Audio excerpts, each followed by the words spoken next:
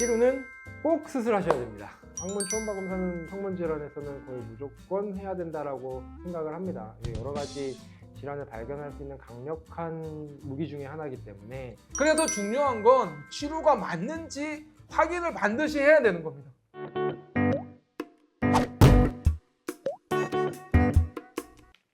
안녕하십니까? 반갑습니다. 대장 항문 질환의 오해와 진실.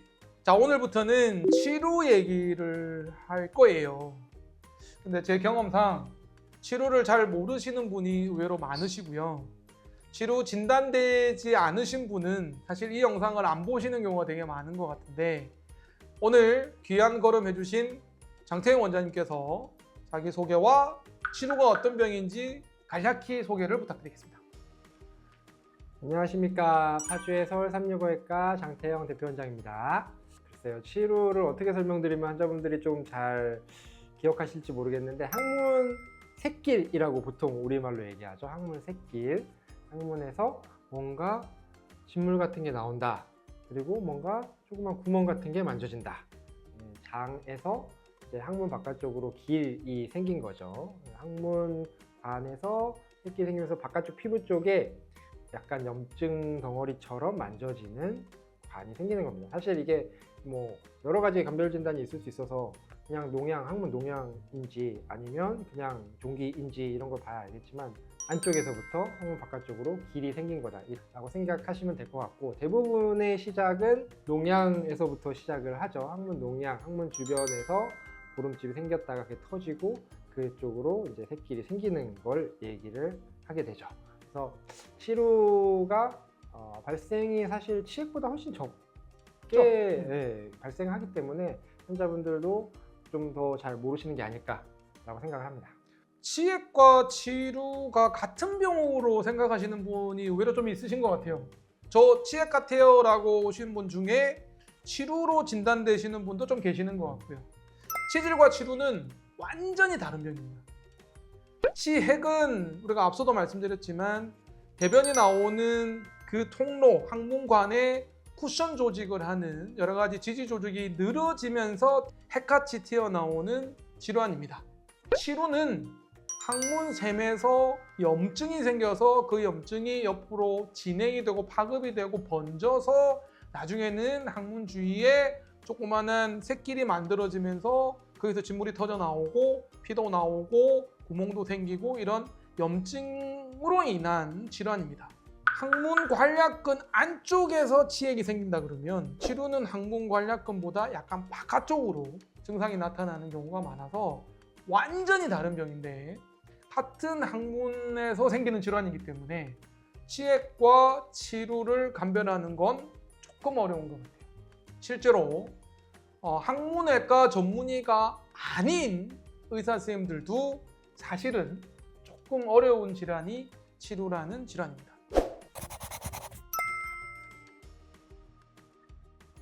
그래서 오해들이 또 생기는 게, 치질은 웬만하면 수술 안 해도 된다고 하더라. 약 쓰면 증상이 좋아지더라. 그래서 치료도 항생제 쓰면 좋아지는 거 아니냐라는, 수술을 안 해도 되는 거 아니냐라는 오해들이 많은 것 같거든요.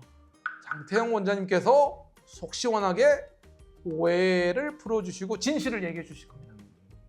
치료는 꼭 수술하셔야 됩니다. 치료는 저절로 없어지거나 약물 치료로 가능한 질환이 아닙니다. 이미 샛길이 생겨 있고 그 샛길이 없어지지는 않기 때문에 수술적으로 제거를 하거나 상처를 열어놓거나 실리콘 링을 걸어놓거나 여러 가지 수술법들이 있지만, 결국에는 그 길을 제거해주지 않으면 아까 말씀드렸듯이 여러 가지 합병증들, 치료 길이 더 번진다든지 아니면 드물게 항문암의 발생의 위험이 있기 때문에 치료는 꼭 수술을 해서 치료를 해줘야 된다 라고 얘기를 할 수 있습니다. 항문 주위에 그냥 뽀록지나 조그만한 염증 같은 게 생기는 경우가 있는데, 그런 경우에는 또 항생제나 이런 걸로 좋아지는 경우가 있거든요. 그래서 처음에는 이게 치료인지 그냥 단순 염증인지를 구분하는 게 쉽지 않아요. 근데 우리가 경험적으로 뭔가 생겼는데 그게 항생제 먹었더니 좋아지더라, 그러니까 수술 안 해도 되더라 라는 얘기가 치료에도 해당된다고 생각하시는 경우가 많아서 오해가 생기는 것 같거든요. 근데 치료는 무조건 수술해야 되는 병이고요. 그래서 중요한 건 치료가 맞는지 확인을 반드시 해야 되는 겁니다. 어떤 검사를 해야지 확인이 되는 거죠? 뭐 여러 가지 검사를 해야 되겠지만 항문 주변을 잘 살펴보고 직장 수치 검사라고 하죠. 항문 안에 손가락을 넣어서 이 길이 있는지 없는지 확인을 해보고 그다음에 뭐 결정적으로는 항문 초음파 검사에서 생길이 보이냐 안 보이냐로 진단을 하는 것 같습니다. 물론 더 뭐 복잡하고 그런 경우에 치료에는 MRI나 이런 걸 해야 되겠지만 기본적으로 대장 항문외과 의사가 직장 수지 검사를 하고 직장경을 보고 항문 초음파를 보면 거의 다 진단이 가능하다라고 얘기할 수 있을 것 같습니다. 저는 그래서 강조하고 싶은 건 항문 초음파 검사인데요. 제가 놀랬던 것 중에 하나가 항문 질환을 보는 병원 의원에 항문 초음파가 없는 시절이 있었어요. 과거에는 항문 초음파 검사를 안 했어요. 검사 장비가 비싸기도 하고 그때 급여가 안 되기도 했거든요. 그러니까 환자가 의료 소비자가 내는 돈이 10만 원, 20만 원씩 내야 되는 상황이었을 때는 항문 초음파 검사를 안 한 병원이 많았거든요. 그런데 몇 년 전부터는 항문 초음파 검사가 급여화가 되면서 여러분들이 부담하는 돈이 굉장히 낮아졌어요. 금액이. 그래서 항문 초음파 검사가 굉장히 도움이 많이 되거든요. 그래서 항문 질환을 정확하게 진단하고 감별 진단에서 정확하게 진단하기 위해서는 사실 항문 초음파 검사가 굉장히 도움이 많이 되고 특히나 치료나 항문 농양일 때는 필수적인 검사인데 그 검사를 안 하는 곳도 있어서 좀 놀라기는 했어요. 항문 초음파 검사는 저는 거의 무조건 항문 질환에서는 거의 무조건 해야 된다라고 생각을 합니다. 여러 가지 질환을 발견할 수 있는 강력한 무기 중에 하나이기 때문에 아까 말씀하셨던 이 뾰루지냐 아니면 그냥 농양이냐 치료 길이 있냐 없냐 치료 길이 얼마나 복잡하냐 이런 것들을 판단할 수 있는 정확한 검사가 항문 초음파이기 때문에 항문 초음파 검사는 꼭 하셔야 된다. 그리고 요즘에는 많이 거의 하죠. 다 네? 있지 않나요? 많이 하죠. 많이 옛날 하죠. 얘기인 것 같은데요. 근데 실제로 제가 이제 저희 병원에 여러 지역에서 진단하고 오신 분들이 좀 계시는데 그런 경우도 있었어요. 다른 병원에서 체질이라고 진단을 받고 약물 치료했는데 별 호전이 없어서 저희 병원에 와서 초음파를 해봤더니 치료라는 벽이 숨어 있었더라는 거죠. 그래서 얘기를 들어보면 항문 초음파 검사를 안 했다. 치료 진단이 뭐 그 뒤에 생겼을 수는 있지만 그런 경우도 있거든요. 그래서 항문 초음파 검사가 저는 반드시 항문 질환을 감별 진단하는 데는 필요하다고 생각을 합니다. 그러면 치료 수술을 안 하면 어떻게 됩니까? 어쨌든 길이 계속 있으니까 항문 주변에 염증이 계속 반복적으로 생길 수 있겠죠.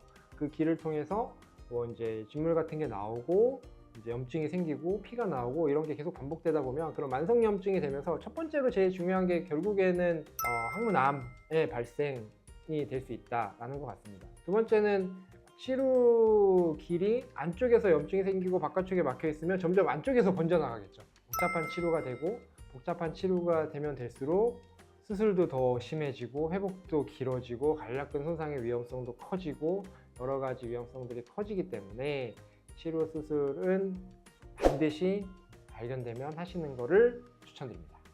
저는 제일 걱정되는 게 이제 단순 치료였던 분이 시간이 없고 여건이 안 돼서 좀 미루다가 복잡 치료로 진행되는 경우가 제일 안타까운 것 같아요. 치료가 암이 될 수 있다고는 하지만 사실 그거는 아주 오랫동안 방치되는 경우에는 그렇지만 그게 뭐 단시간에 암으로 진행되는 경우는 흔하지는 않잖아요.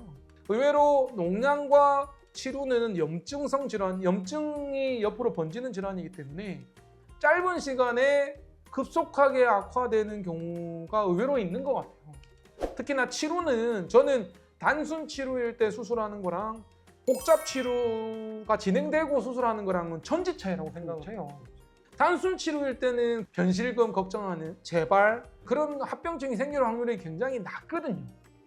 근데 복잡 치료가 돼버리면 그러니까 염증의 길이 거미줄처럼 개미굴처럼 막 가지치기 하고 분지가 내고 복잡해지면 그 길을 다 제거하는 과정에서 제거 못하면 재발을 할 수도 있고 제거하는 과정에서 관략근이 다칠 수도 있고 여러 가지 합병증이 생길 수도 있기 때문에 단순 치료가 복잡 치료 되기 전에 악화되기 전에 수술하는 게 굉장히 중요하다고 얘기를 드리거든요.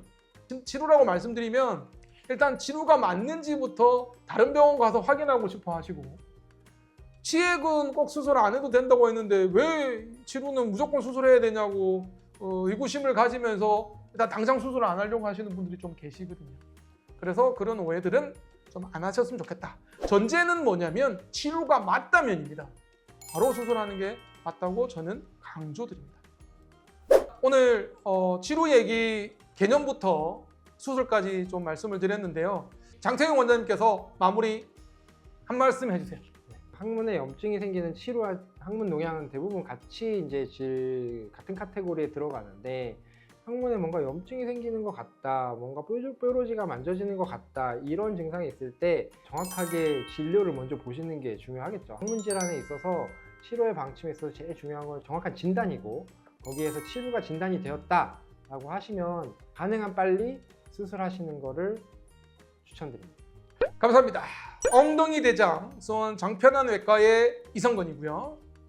파주 서울 365외과 장태영입니다. 고맙습니다.